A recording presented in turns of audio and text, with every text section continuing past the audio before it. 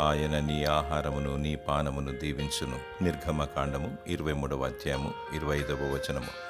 భూప్రజలందరికీ ఆహారమును అనుగ్రహించి దేవుడు తరతరాల నుండి యుగయుగాల నుండి నేటి వరకు మానవులను పోషిస్తున్నాడు. మాకు కావలసిన ఆహారము నేడు మాకు దయచేయమని ప్రార్థించి అడిగి పొందుకోవాలి. కొందరు 3 సార్లు మాత్రమే ప్రార్థిస్తారు. బ్రేక్ఫాస్ట్ సమయంలో, మధ్యాహ్న భోజన సమయంలో, రాత్రి డిన్నర్ సమయంలో ప్రార్థిస్తారు. నీవు నిత్యము ప్రార్థిస్తే నీ ఆహారమును పానమును దీవిస్తాడు, తృప్తినిస్తాడు. కొందరిని డాక్టర్ మీరు భోజనము చేయకూడదు అంటాడు. దేవునికి మొరపెడితే బీపీ షుగర్ లేకుండా చేసి సమృద్ధిగా పుష్టికరమైన రుచికరమైన ఆహారమును దయచేసి భుజింపనిస్తాడు. ముఖ్యముగా ఆత్మీయ ఆహారము ప్రాముఖ్యమైనది. వాక్యాన్ని భుజించాలి. జీవాహారము యేసే. నీ జీవము నశించకూడదు.